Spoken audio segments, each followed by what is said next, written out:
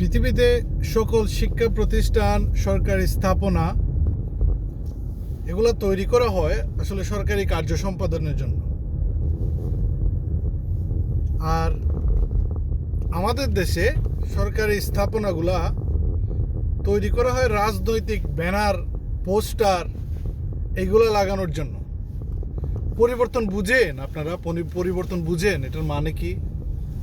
মানুষদেরকে তো কাজের মাধ্যমে উদাহরণ দিতে হয়, কাজের মাধ্যমে পরিবর্তন বুঝাইতে হয় যে পরিবর্তন আসলে কি।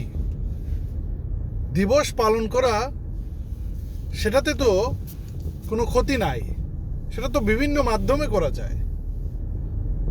আপনার কোনো জায়গায় প্রেস ব্রিফ করতে পারেন, র্যালি করতে পারেন, গাছ লাগাইতে পারেন, পত্রিকায় বিজ্ঞাপন দিতে পারেন, সোশ্যাল মিডিয়ায় বিজ্ঞাপন দিতে পারেন। দেয়ার আর সো মেনি আদার ওয়েস।